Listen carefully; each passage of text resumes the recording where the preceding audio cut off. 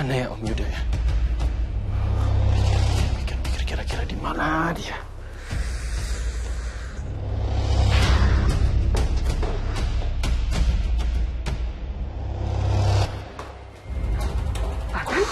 Fatan, kamu kok ada di sini? Kenapa rumahnya jadi berantakan? Kok lagi nungguin sama cari Om Yuda di sini? Terus di mana dia sekarang, Fatan? Apa kamu udah ketemu sama dia? Belum sama sekali, nggak tahu tuh. Laki-laki pengecut itu benar-benar dia pergi dari rumah ini. Rumah ini kosong. Tapi dokter sama tante tenang aja. Biar saya aja yang nunggu di sini sendirian. Saya akan tunggu sampai Om Yuda benar-benar pulang dan muncul di hadapan saya.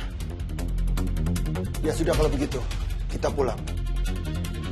Tapi ingat Fatan, jangan bertindak gegabah. Ayo Tami, kita pulang. Fatan, tante titip ya. Kamu hati-hati. Ayo Mas.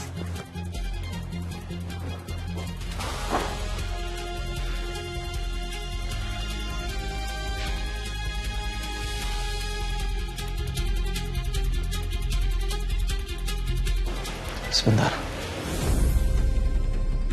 Jarum. Maksudnya? Ini kenapa, Fatan?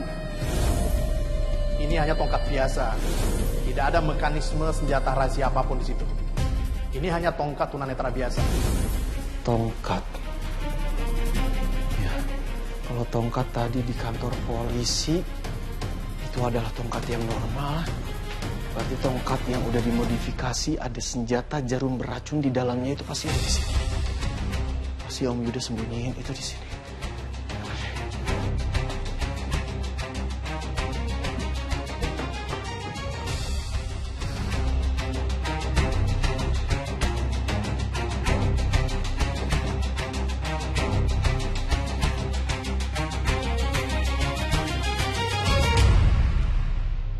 الصلاة خير من النوم.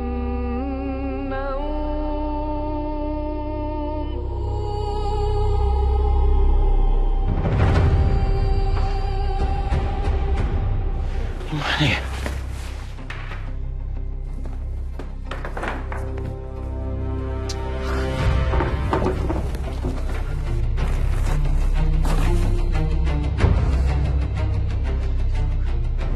Pak pengacara, tolong bantu saya, Pak. Bantu untuk bebaskan Kansa. Saya ini ibu kandungnya, Pak. Saya yang menjamin, Pak. Tolong Bapak bantu supaya bisa terjadi penangguhan penahanan Kansa, Pak.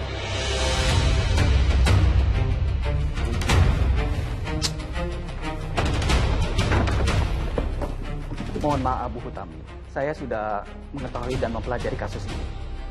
Terus terang, beritanya sudah terlanjur viral di sosial media. Dan kasus ini merupakan pidana berat, Bu. Tapi Pak, Kansa itu tidak bersalah. Anak saya Kansa itu murni dijebak. Saya mengerti.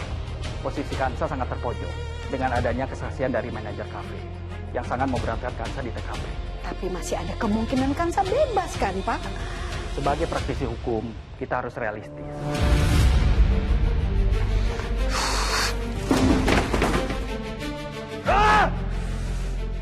Mana ya? Mana Om Yuda nyempetin barang? Mana tongkatnya Om Yuda?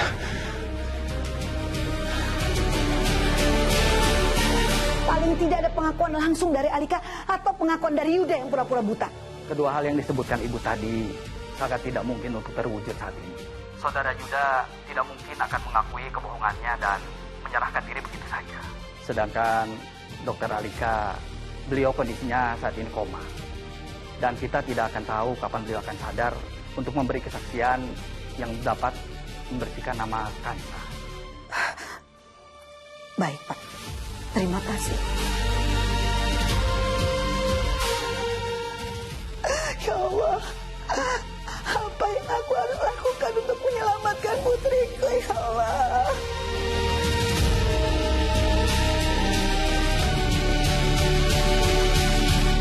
Mbak Kansa, ada yang ingin bertemu dengan Anda.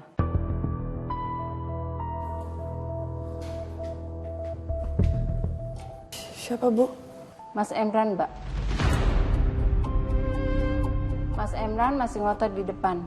Dia tidak ingin pergi dari kantor polisi ini sebelum bertemu dengan Mbak Kansa. Dia bersikeras menunggu di sana. Astagfirullahaladzim. Sebenarnya apa sih maunya Mas Emran? Gak cukup dia nyiksa aku selama ini. Sekarang dia mau naruh aku sampai di dalam penjara. Yaudah biar saya ketemu sama dia. Baik, Mbak.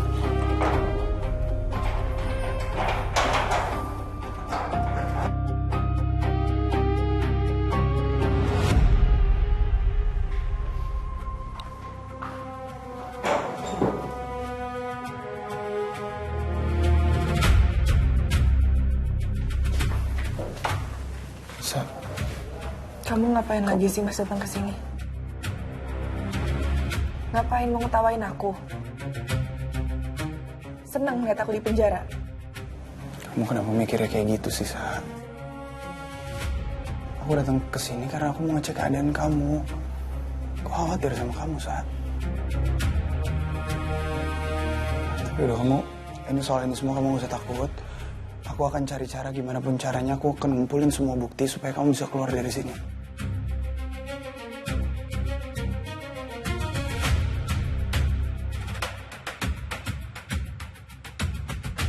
Aku akan lakuin apapun supaya kamu bisa bebas, Sa. Aku gak butuh bantuan kamu.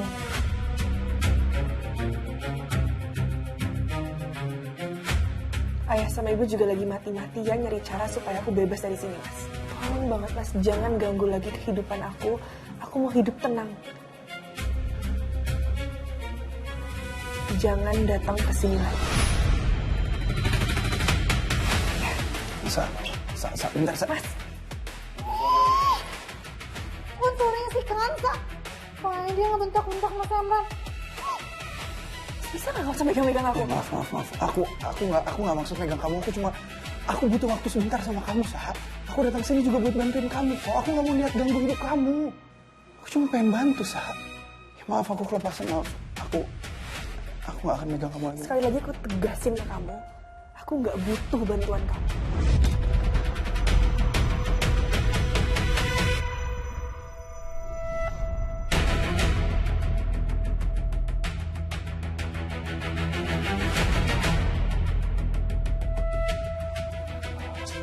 Mas, tuh kan aku bilang juga apa? Kamu tuh kenapa sih susah banget dikasih tauinnya?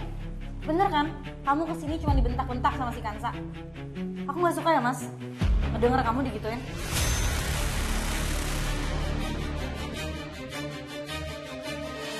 Dikira dia siapa?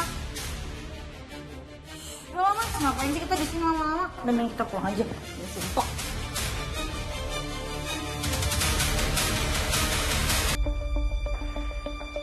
Yuda, saya sama Elva mau ke rumah sakit. Mau jemput Monica. Kamu dengar baik-baik ya. Jangan pernah sekalipun pergi meninggalkan apartemen ini. Ingat itu. Iya, kalau sampai ada yang tahu atau lihat kamu di sini, ini bisa bahaya buat rencana kita. Iya. Bawel banget sih kalian. Udah sana pergi. Saya nggak akan kemana-mana. Ingat dulu ya. Oke.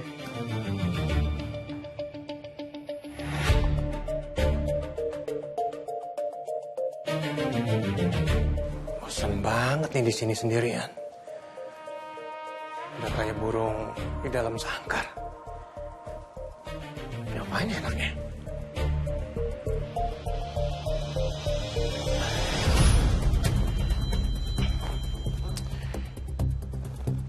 Oh ya, Rara. Iya. Aku harus ketemu dia. Sekalian menggali info seberapa hancurnya Utami sekarang ini.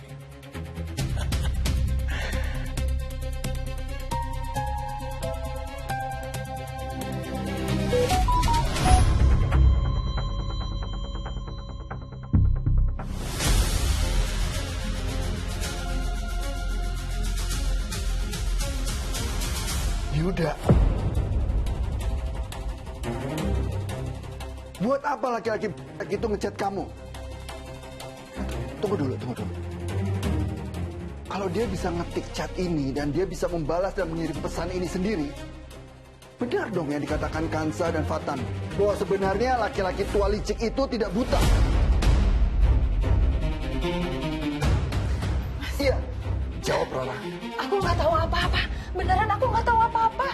Dia aja yang kegatelan mengejar-ngejar aku terus. Dan soal chat itu, aku hanya tahu dia pernah pasang aplikasi di HP-nya yang perintah pakai suara, yang ngatur, menulis dan ngechat itu pakai suara. Mas tahu kan zaman sekarang semuanya serba canggih.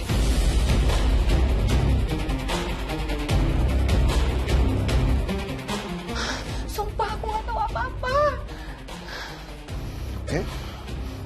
Kalau kamu mengaku tidak berhubungan sama dia, sekarang kamu telepon dia.